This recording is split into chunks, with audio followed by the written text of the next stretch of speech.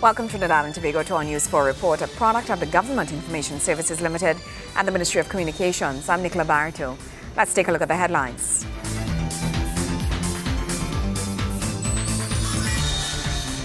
Caroni Central to be made a model constituency by 2015. Inchan Alley Park to undergo major facelift. And 20 Chutney Soca Monarch finalists named. Thank you for joining us. Dr. the Honourable Glenn Ramadas Singh, Minister of the People and Social Development, is of the view that by the year 2015, Caroni Central should be transformed into a model constituency, one in which residents will be totally satisfied with and proud of. The Minister and Member of Parliament for Caroni Central made the statement while on tour of several ongoing infrastructural projects in his constituency. Beginning his tour from his constituency office on Mission Road, Freeport, Dr. the Honourable Glenn Ramadas Singh, Minister of the People and Social Development, told members of the media that well over 50 projects were now in the making, covering the entire Caroni Central constituency.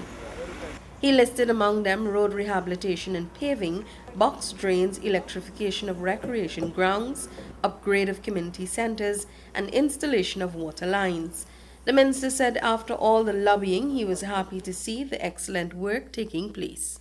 All the lobbying, all the letters, all the meeting of ministers and directors of works and highways and drainage have brought fruits in a very large way, because we have intensified our work over the last 2 years, and we are now seeing excellent results, and we want to see the results firsthand, monitor the work that is taking place, and of course we will continue to lobby for works that need to take place. The minister estimates that thus far roughly $200 million has been spent in the Caroni Central area. I can tell you, as far as the Ministry of Works is concerned, more than $100 million over the last 4 years have been spent in Caroni Central. This is a document I have from the Pure. If we put the local government works into that, and then we put the self-help and all the other projects from other ministries, I'm sure that we have done about more than $200 million in infrastructural, civil and community projects in the Caroni Central region. The minister listed areas such as Karapo and Calcutta No. 1 where drainage and road works is still taking place. He also revealed government's plan for the Freeport area, beginning with major civil works at the Freeport flyover. Minister Ramadas Singh said plans were afoot to bring Freeport to town status. That's a work that we've lobbied for, and that does not benefit Caroni Central alone. That benefits Central Trinidad. It's a way that you can get quickly to Couva, you can get back to Chaguanas, you could come in to Freeport and get to Presal. And before it was bottlenecked, severely bottlenecked. We have created at least 2 new lanes, and we've taken the pavement and put them under the flyover, creating more space for traffic to flow, and fixing the threat to persons' homes and so on by rebuilding the major drains on the junction, and really upscaling it to a kind of town that is going to city status. That is the kind of vision that we have for Freeport. Freeport must be that, a free port for all vehicles, traffic, communication, to free up the central area. Felicia Wilson, Mon, News 4. Meanwhile, Presal is cricket and cricket is Presal. This from Dr. the Honourable Glenn Ramadas Singh, as the Inchan Alley Park in Presal is about to receive a massive facelift. The Inchan Alley Park in central Trinidad was named after the former national and West Indian spin bowler Inchan Alley. Ali was born in Presal in the year 1949 and made his first-class debut at the tender age of 16 at Guacara Park in 1965. He went on to play 12 test matches for West Indies, taking 34 test wickets, and finished his first-class career with 328 wickets at an average of 28.93. Ali succumbed to throat cancer in the year 1995. Minister Ramadas Singh, addressing the media as works prepared to begin, says the community has a rich cricketing history and renovation of the park will aid in ensuring this continues. He also emphasizes the societal effect a renovation of this magnitude can have, saying, quote, Any type of development of this nature goes well toward poverty eradication, empowerment of young people, and engagement of youth in sport, art, and culture. He adds that so much can be learned from sport, and work such as this one will go a long way to engage young people who would ordinarily be targets for crime. The work is expected to cost $300,000 and will involve the clearing and demolition of obstacles from the site, renovation of the pavilion, the construction of an athlete's lounge, and the installation of water tanks and a total electrical overhaul of the facility. More news after the break. Stay with us.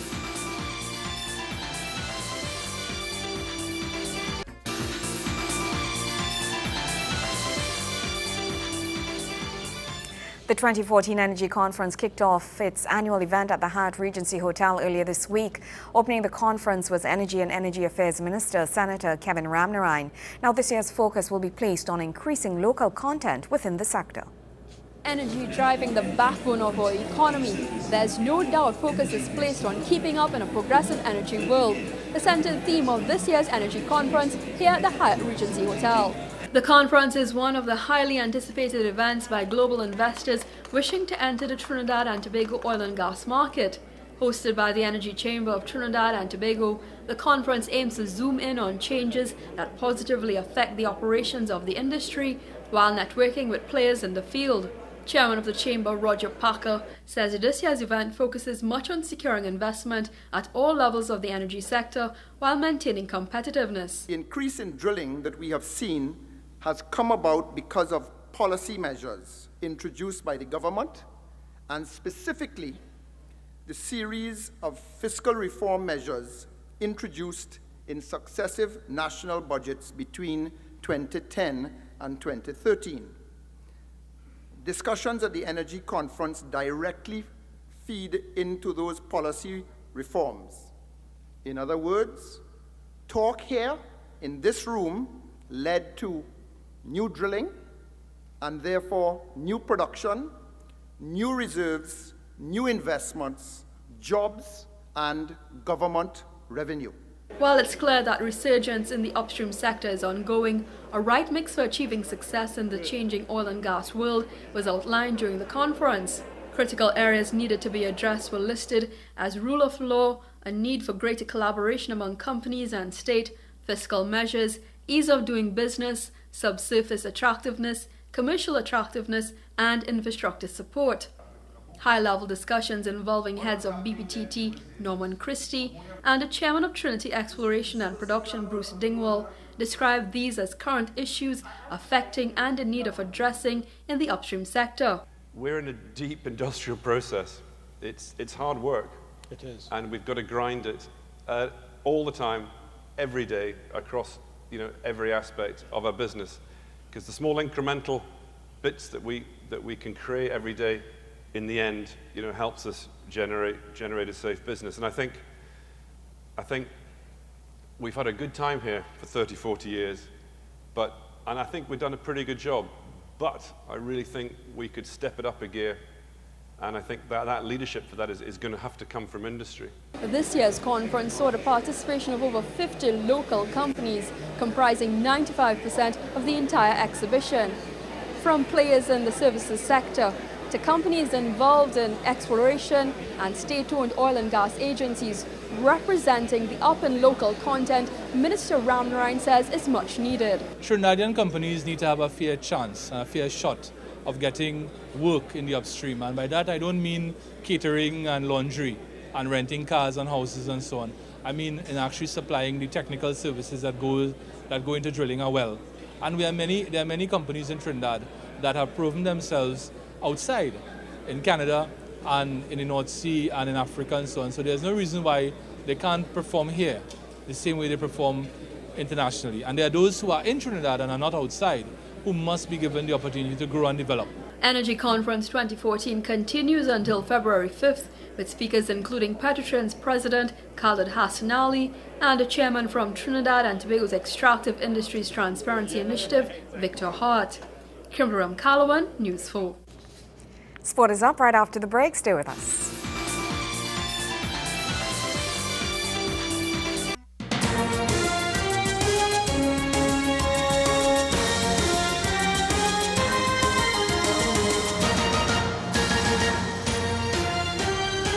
The alumni of the Shotokan Karate International Federation of Trinidad and Tobago hosted a surprise appreciation dinner for the organization's founder, Sensei Neville Mason. Sensei Mason, or Mason that should be, could not hide his surprise and elation during the event with all his training as one of the Caribbean's premier martial arts experts. Wayne Cunningham has more in this report.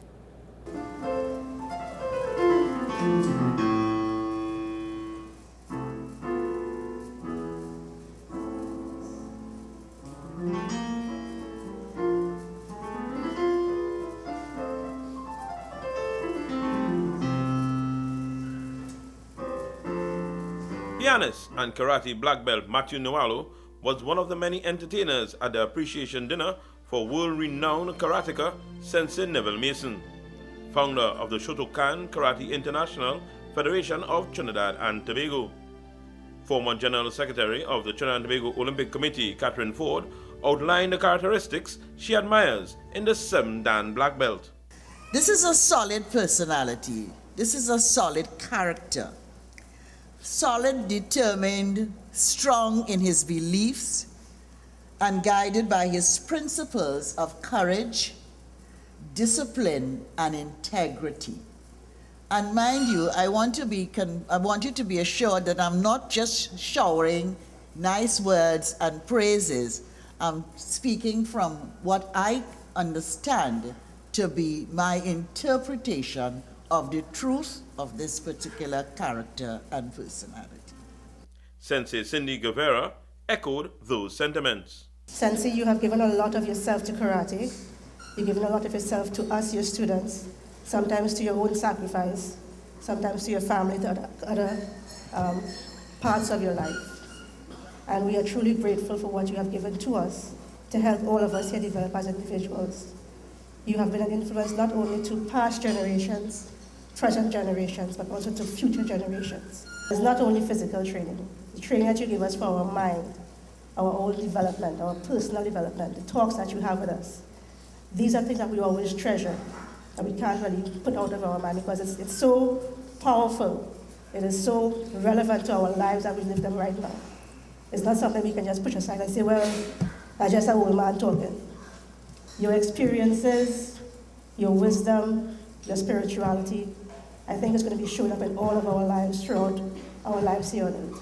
Special greetings also came from beyond our shores. I'd like to say that you were not only there for us in karate, but you were there when we needed you. And you have truly demonstrated that we are a family in karate, looking out for each other. In life, people come and people go. Some, not all, do come back. Like myself, I have been one to come and go, and this may be because of studies, work, or as the case may be now, we live in abroad. But you know, whenever I do come down to Trinidad, you will definitely see me at the dojo. The sensei was then showered with gifts, the first of which was modeled by former Miss World, Giselle Laron West. He then shared how he unwittingly participated in the planning of the event. The person who have organized this a couple of months ago called me and said, Sensei, I want to have some type of dinner or some sort of thing like that. I said, go ahead, you do your own thing. She's in America doing her medicine. And I said, you go ahead, do your own thing. Right? She gets on the Facebook, come down to Trinidad, make me have to go and dig up all information since in the 70s and 80s, pass it over to her, and she went through this on her own, organized the Facebook, and get it going for SCIF. So anybody who's supposed to get the kudos for this event tonight is none other than Dr. Rennie Sandy.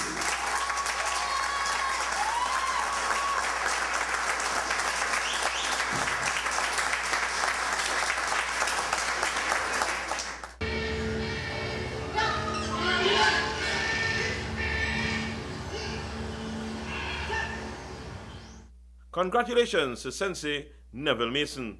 Wayne Cunningham, News 4 Sports. Thank you very much, Wayne. For the Carnival is on the other side of the break. Stay with us.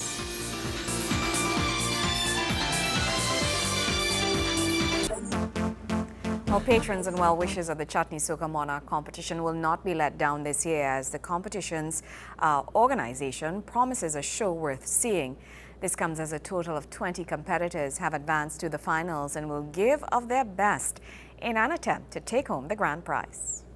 The city of San Fernando will host the biggest Lotto Plus Chutney Soca Monarch in the competition's history.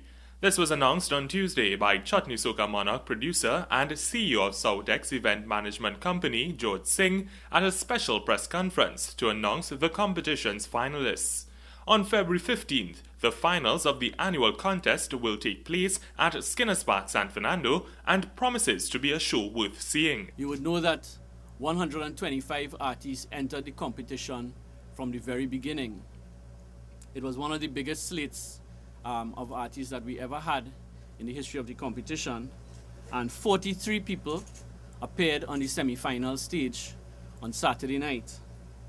And today, I'm very pleased to announce that we've decided to take 20 people to the final, which will make this particular final the biggest final in the history of the Chutney Soca Monarch show. He said the semi-finals of the competition, which took place on Saturday, was one that he was very pleased with in terms of what was happening both on stage and backstage. He took pride in the fusion of a number of popular soca artists with the chutney art form, which he believes can only redound to the benefit of the local genre. Mr. Singh also noted that the Chutney Soca Monarch 2014 showcase would pay special tribute to Rajan Danraj with an opening act in his honor. As you know, Rajan was one of our young superstars that passed very late last year, and I think it's only fitting that we do something to honor him, because he was a guy who has been in the final for many years. He also won the Chutney Star Show, and I've seen Rajan develop from a young guy, a young artist on stage, really having a real impact. And when we lost him, it was truly a great loss, and we would like to pay some special tribute to him, and that will be done at the opening act.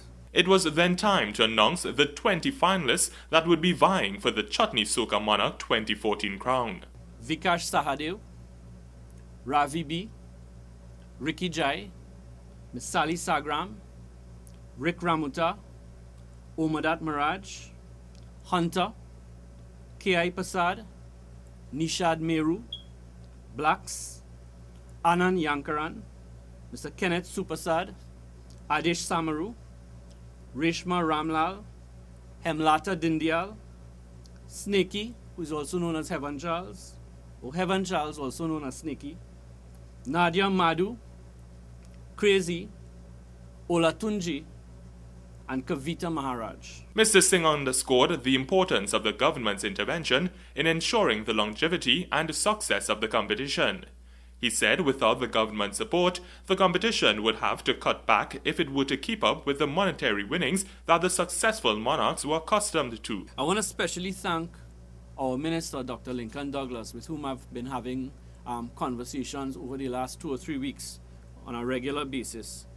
I want to also thank Dr. Rudal Munilal, who I've been also talking to, and in particular, the Prime Minister of Trinidad and Tobago, for recognizing the importance of this particular event to Trinidad and Tobago, and for the support that has been shown and continues to be shown. The prize money for this year's competition is expected to be revealed by Minister of Arts and Multiculturalism, Dr. the Honorable Lincoln Douglas, in the near future. However, Soutex CEO says the funds approved by the Cabinet are larger than that of last year. Nikolai Edwards, News 4. Meanwhile, Rapso Group Extraordinaire 3 Canal recently showcased their 11th production themed Crime, Nothing Can Stop We. This took place at Normandy under the trees. 2014 began and bodies began dropping daily. Crime surged. Oil spill and canned juices turned into unclaimed cocaine. Quickly, the smiles on their faces turned to frowns, and their next recording session produced grimy results.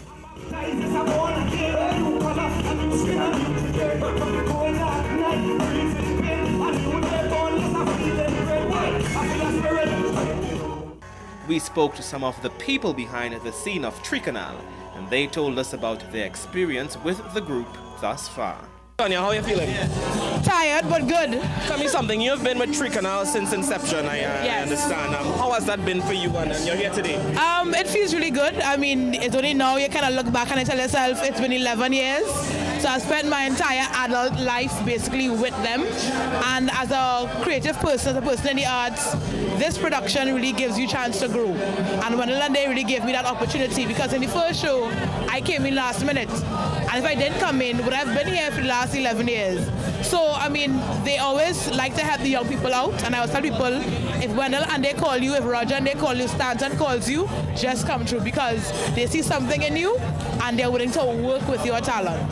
This year, they're really trying to bring together a whole new cast, very small scale from last year, as you would know. Yes. It was a big cast. A big, very large cast. But this year, we have a nice, small, tight core group of people who I think are talented in so many areas. To the outspoken Rapso trio, the lengthy season initially seemed full of passion and promise, and that potential translated into festive songs like their early collaboration with Sherwin Winchester, Tang Tang, and their first Laserbeam-produced release, Wine.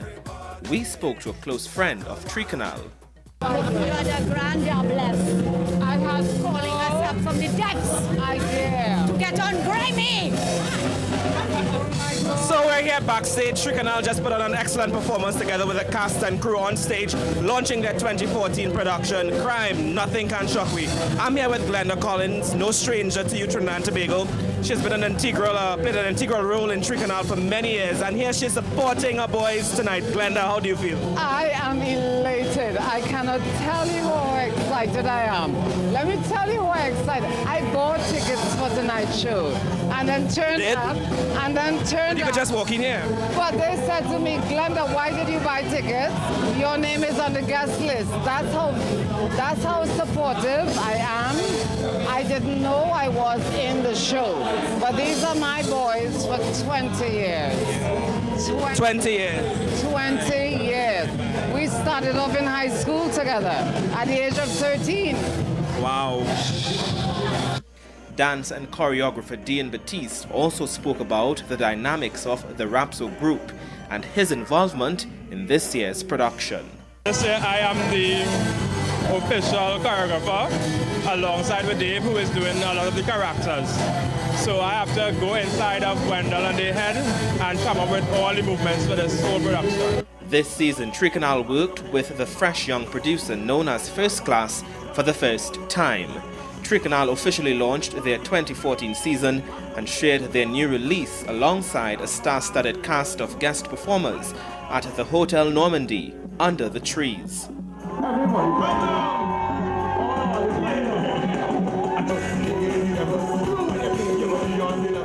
Never a group to rely on radio airplay, Canal still produces a healthy volume of music to add to their extensive catalogue annually, and this year is no exception.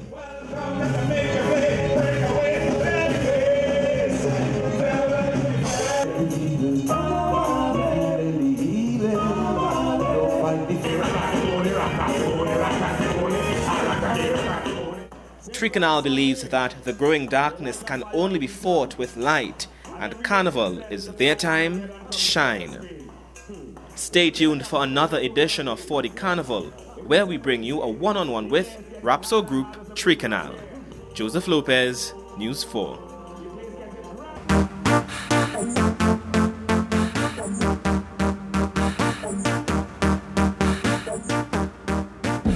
And Joseph Lopez's wardrobe provided by Josefina Limited. And that's how we wrap up this edition of our News 4 Report, a product of the Government Information Services Limited and the Ministry of Communications. I'm Nicola Barreto. Thank you for joining us.